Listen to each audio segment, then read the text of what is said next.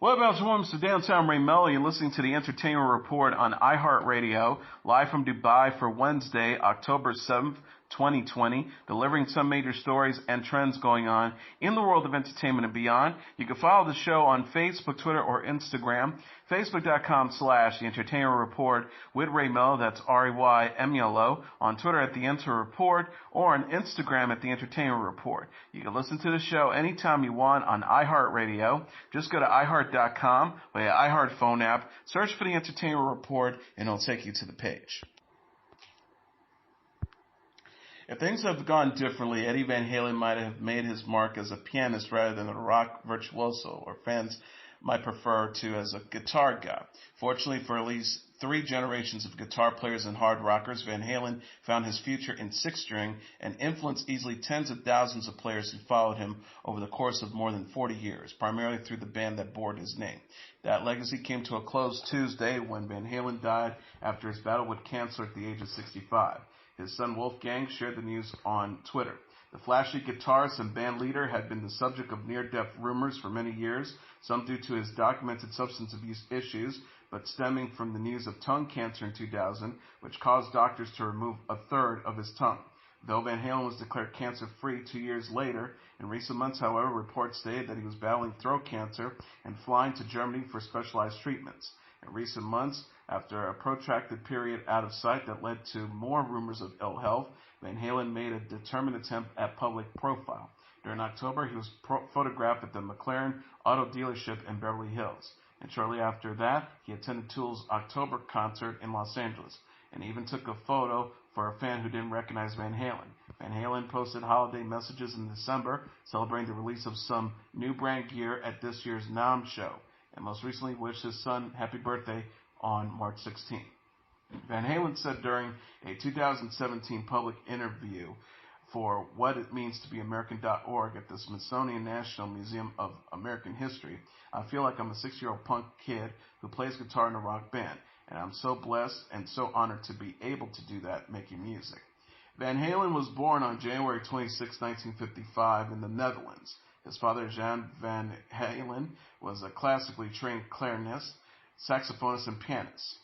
Van Halen said at the Smithsonian, "Music was a common thread throughout our lives, even since we were young. Adding precisely, we always liked things loud." The Van Halens moved to Pasadena in 1962, where Van Halen and his older brother Al took piano lessons and became contestant winning U players, despite Eddie's inability to read music. But enamored by rock and roll, and specifically on the Dave Clark Five's Glad All Over, the younger Van Halen took up drums. He said at the Smithsonian, "I never wanted to play the guitar, but hearing Alex play his drums kit and realizing his brother was better, I said, go ahead, take my drums and I'll play your damn guitar." By the time Van Halen's debut album came out in 1978, Eddie had become an accomplished and innovative player, as well as an avowed gearhead who experimented with instruments, amplifiers, and effects. With the Van Halen instrumental Eruption, meanwhile, popularized a tapping technique that had been introduced by predecessors, advancing it by using both hands onto the guitar neck to blend percussive and melodic elements. He said, "I think I got the idea of tapping watching Jimmy Page do his Heartbreaker solo back in 1971 during a concert at the Los Angeles Forum." Van Halen told Guitar World. He was doing a pull-off to an open string, and I thought, wait a minute, open string, pull-off, I can do that. But what if I use my finger as the nut and move it around? I just kind of took it and ran with it. Acknowledging at the Smithsonian that he did not invent tapping, Van Halen added that "I never really heard anybody do with it what I really did, was actual pieces of music. The main trick, I squeezed so many, you call them tricks, whatever, out of a guitar is out of necessity. I couldn't afford the pedals, the FUD box, and all the toys everybody else had, so I did all I could to get all of the sound I could out of my fingers." The run included a dozen studio albums during the Van Halen's band's on and off run, adding synthesizers to the mix for such hits as Jump and I'll Wait. He also played the solo on Michael Jackson's 1982 hit Beat It, and made guest contributions to albums by one-time Van Halen frontman Sammy Hagar, Queen's Brian May, Pink Floyd bassist Roger Waters, and LL Cool J, and David Garfield. Van Halen's inventive streak, meanwhile, led to a number of patents for guitar body technologies. Van Halen noted, more is always better. The main thing is I always ask myself, what if I do this? What will happen if I do this? Through trial and error. A perpetual winner of guitar polls, he was voted number one by readers of Guitar World in 2012.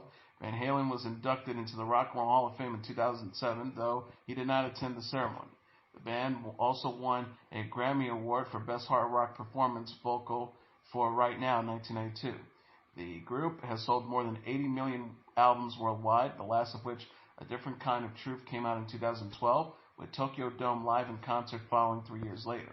Van Halen was married twice to actress Valerie Bertinelli from 1981 to 2007 and to Jane Lewinsky since 2008. Wolfgang Van Halen, meanwhile, played bass in Van Halen from its 2006 reunion with original frontman David Lee Roth. Memorial arrangements for Van Halen are pending. Sabrina Carpenter is set to star and produce Alice, Netflix's contemporary screen musical inspired by the classic tale Alice in Wonderland. Carpenter tweeted Monday, "We're going to Wonderland." Ross Evans is penning the screenplay for the movie, which will be set at a music festival. The streaming service teased a press release. Further details of the plot are being kept under wraps. Carpenter is also a singer-songwriter who will soon be seen in the teen drama Clouds. Alice is the first project Carpenter will be producing through her At Last production company.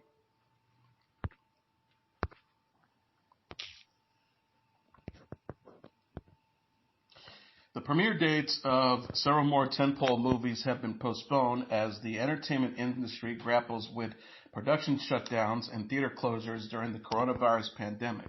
The Batman starring Robert Pattinson as a titular crime fighter will no longer open on October 1st, 2021, but instead it will be opening on March 4th, 2022.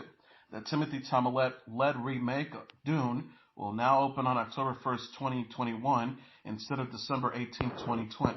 Keanu Reeves' fourth Matrix movie will now hit theaters December 22nd, 2021, instead of April 1st, 2022. Ezra Miller's The Flash will open November 4th, 2022, instead of June 3rd, 2022. And Zachary Levi's Shazam! Fury of the Gods will open June 2nd, 2023, instead of November 4th, 2022. The schedule comes after it announced numerous eagerly awaited films, including No Time to Die and West Side Story, were delayed from this year until 2021. Other movies such as Mulan, Trolls World Tour, and Greyhound skipped their domestic theatrical releases altogether in favor of premiering on streaming or video-on-demand services.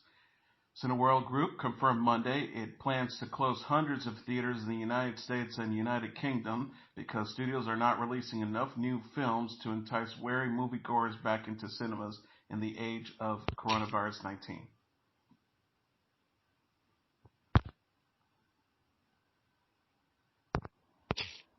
The American Film Institute has announced its award ceremony will take place on February 26. Bob Gazelle, the President and Chief Content Officer of AFI, said in a statement Monday, AFI Awards celebrate the best in the art of the moving image.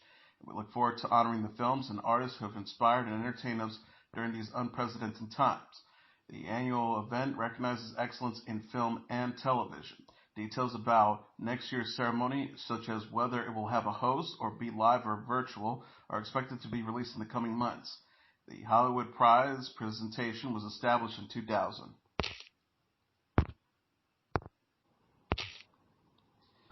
A Resident Evil reboot starring Kaya Scodelario and Robbie Amell is in talks with Constantine Film. The studio announced Tuesday that Scodelario, Amell, Hannah John Kamen, Tom Hopper, Ivan Jogia, and Neil McDonough will star in the origin story based on the Capcom video game.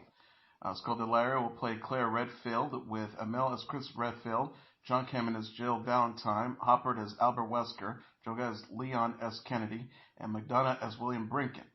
Jonas Roberts is directing the film.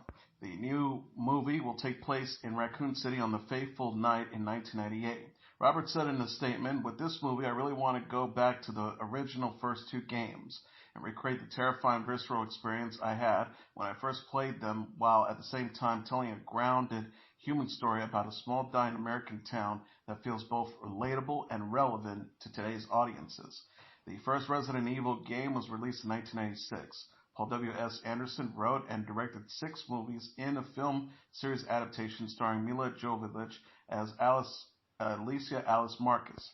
Robert Kulzer will produce the reboot with James Harris and Hartley Gronstein. Kulzer says, after a dozen games, 6 live-action movies, and hundreds of pages of fan fiction, we felt compelling to return to the year 1998 to explore the secrets hidden in the walls of the Spencer Mansion in Raccoon City. Sony Screen Gems will release the film in theaters in 2021. Constantine will distribute the movie in German-speaking territories. Roberts is known for directing 47 Meters Down and its sequel. Scodelario played Teresa in the Maze Runner film series, while Mel portrays Ronnie Raymond, a.k.a. Firestorm, on The Flash. Netflix is developing a Resident Evil anime series, Resident Evil Infinite Darkness, slated for release in 2021, and a live-action series. Each audience member for Saturday Night Live's season premiere walked out with a surprise $150 check. A live audience of about 100 people attended the NBC sketch comedy show debuted in its 46th season on Saturday night from Studio 8H in New York City's Rockefeller Center. New York's COVID-19 guidelines prohibit live audiences at media production activities, including shows like SNL, unless the audience is made up of paid cast, crew, and employees. Audience members requested free tickets through a third-party website earlier in the week.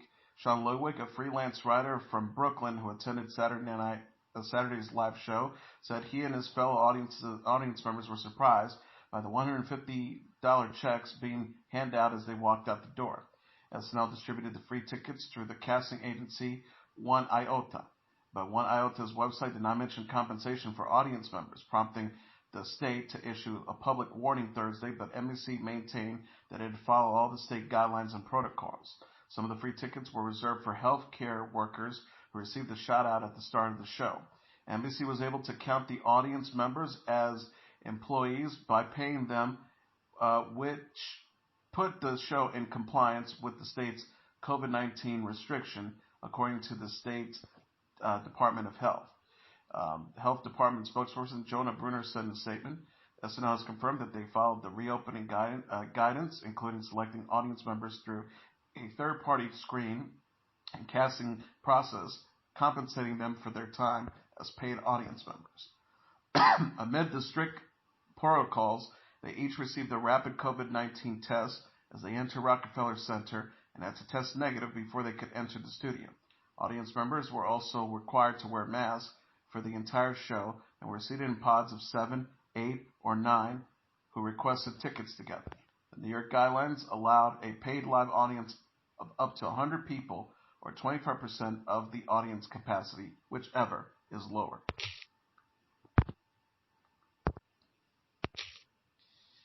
Tamron Hall's talk show, Tamron Hall, has been renewed for season 3. Hall announced on the series Tuesday that the show will return for a 3rd season. The star says, I've just learned that because of the Tam fam, because of you in the virtual audience, you wherever you are, the Tamron Hall show has been picked up for a 3rd season, and that means we'll be on through the year 2022.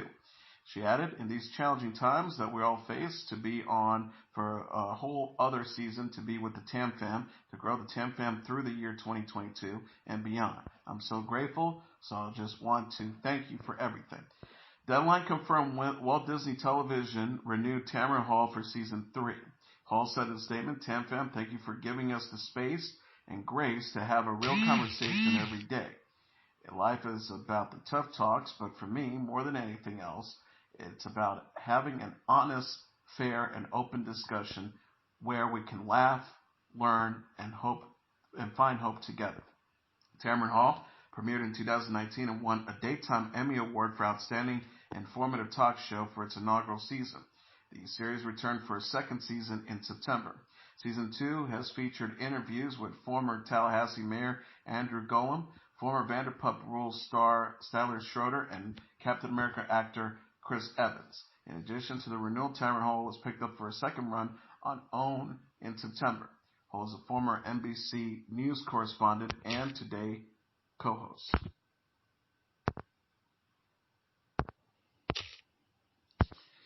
Netflix is giving a glimpse of the new show Selena the series. The streaming service shared a teaser trailer for the biographical drama Tuesday featuring Christian Serratos as the late Tejano singer Selena Quintanilla.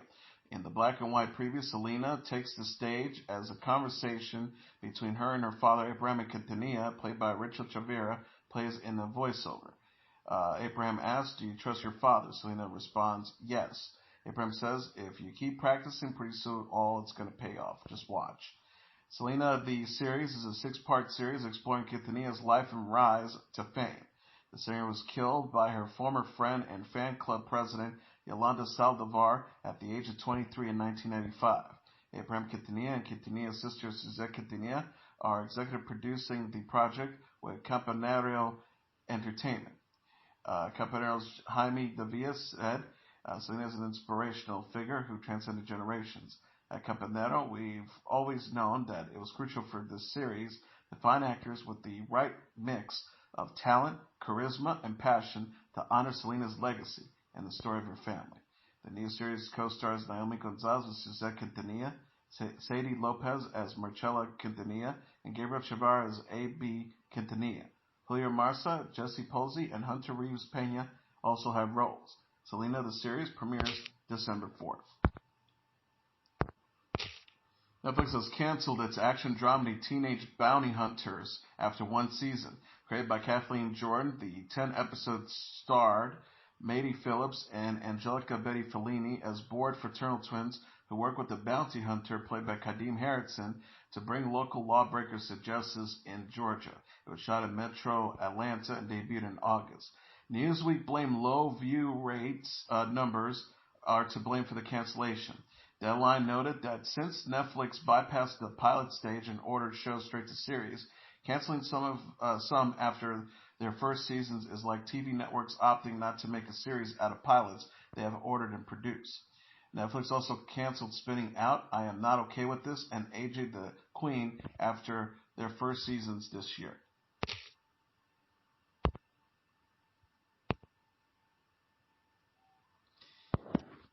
Netflix announced it has canceled Glow after initially renewing the women's wrestling dramedy for a fourth season. The streaming service said in a statement, "We made the difficult decision not to do a fourth season of Glow due to COVID, which makes shooting this physically intimidated show with its larger ensemble cast especially challenging. We are forever grateful to creators Liz Flathave and Kelly Mensch, Jenny Cohen, and all the writers, cast, and crew for sharing the story about the incredible women of Glow with us in the world." Netflix announced in September that the show would be back for a fourth and final season. The decision was made before the coronavirus pandemic upended the entertainment world, shutting down TV and film productions as well as live performances for months. Flathave and Mensch said in their joint statement, "COVID has killed actual humans. It's a national tragedy and should be our focus. COVID also apparently took down our show. Netflix has decided to finish filming the final season of Glow. We were handed the creative freedom to make a complicated comedy about wrestling and tell their stories. And wrestling, and now that's gone. There's a lot of shit that's happening in the world that are much bigger than this right now. But it still sucks that we don't get to see these 15 women in a frame together again." The show, which is set in the 1980s Los Angeles, stars Alison Brie, Betty Giplin, and Mark Maron.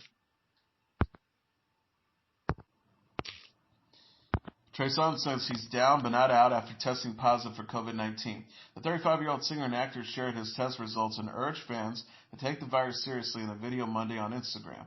Songz said he gets tested regularly since he has a 17-month-old son, Noah, to care for. The star is now quarantining at home. Songz says, "I've taken many tests as I've been out protesting food drives. Of course, I have a very young son at home, so I get tested periodically, and this time, unfortunately, came back positive." He added, "I will be taking it seriously. I will be self-quarantined. I will be in my house until I see a negative sign." Songz said he's always taken COVID-19 seriously because he believes his grandfather died of the virus earlier this year. He urged his followers to also take precautions. Songz says, "Don't be like the president," referencing to President Donald Trump. "Much love and peace, y'all. I thank you in advance for your support and your love." Music producers Jermaine Dupri and NASCAR Bahia Daniels show their support for Songz in the comments. Daniels wrote, Praying for a speedy recovery. You'll bounce back. Songz shared his son Carla Cohen with Carla Cohen. Songz praised Cohen on Instagram while celebrating Noah's first birthday in April. He wrote, "I'm obsessed. We did that. You did that. You're a great mother, and you deal with all the extras very gracefully. I'll always be eternally grateful to you, Noah's mama." Songz will release his 8th studio album, Back Home, on Friday.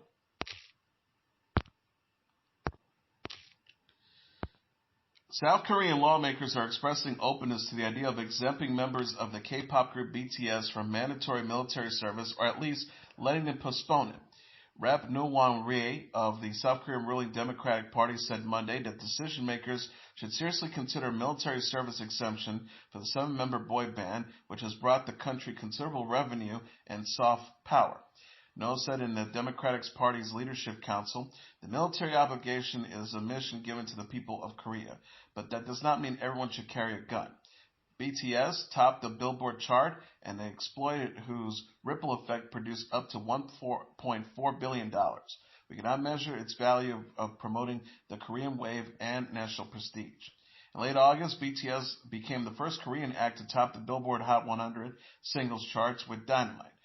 Korea's Military of Culture, Sports, and Tourism estimated that the feat would create an economic effect growth of $1.43 billion and generate 8,000 more jobs. Last month, Rep. Jang Yong-gi of the Democratic Party also put forth a revision that would enable artists recommended by the culture minister to delay their military service. Jang noted that the pop artists deserve the same rights as athletes who can postpone their military duty after meeting qualifications. All able-bodied Korean men ages 18 to 28 are required to serve in the military. The band's oldest member, Jin, who was born in 1992, would have to enlist by the end of this year. BTS's label, Big Hit Entertainment, recently said Jin's military conscription would be postponed until the end of 2021 because he's working on his master's degree. Professor Song Tae-gyung of Dankook University expects that the governing party will be able to revise the relevant law based on its absolute majority in the unicameral parliament. Song says, "Personally, I'm opposed to the idea of expanding exceptions in our conscription rule. But once the Democratic Party decides to do so, opposition parties would not do anything. In particular, the Democratic Party will get political benefits because of the popularity of BTS. The party and its small allies hold about 180 seats in the 300-seat parliament."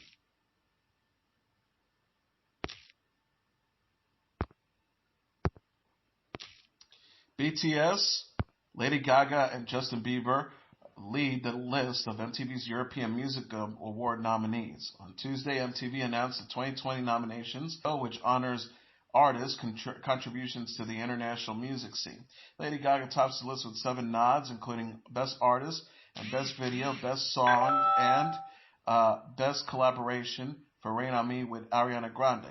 Bieber and BTS follow with 5 nominations each, including Best Artist for Bieber and Best Pop for BTS. Billie Eilish, Cardi B, Taylor Swift, and The Weeknd are among the other nominees. The 2020 award show will feature 3 new categories: Best Latin, Video for Good, and Best Virtual Live. Fans can vote for their favorite artists until November 2nd. The 2020 MTV EMAs will air November 8th.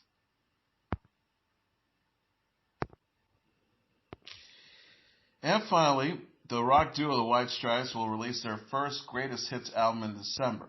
The White Stripes' Greatest Hits will be released via Third Man Records and Columbia Records on December 4th.